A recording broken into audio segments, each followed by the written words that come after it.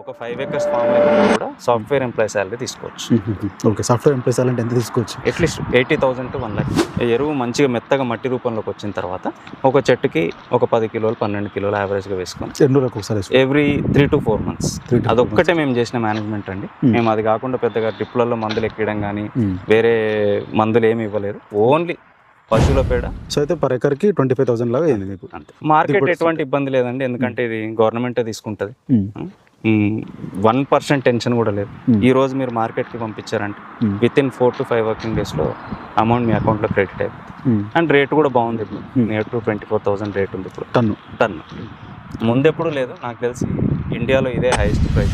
నమస్తే, welcome to మన local farmer. నేను సతీష్. సో ఈ రోజు ఈ వీడియోలో ఒక యంగ్ ఫార్మర్ దగ్గరికి వచ్చినాం. ఇక్కడ దాదాపు 10 ఎకరాల విస్తీర్ణంలో ఫామ్ ఆయిల్ తోట అయితే నిర్వహిస్తున్నారు. ఇప్పుడు నాటుకున్నారు. సో ప్రస్తుతానికి దిగుబడి వస్తుందా, వస్తే ఎట్లా వస్తుంది, సో ఓవరాల్గా పామ్ ఆయిల్ తోట ఎట్లా అనిపిస్తుంది, సో ఇంతకంటే ముందు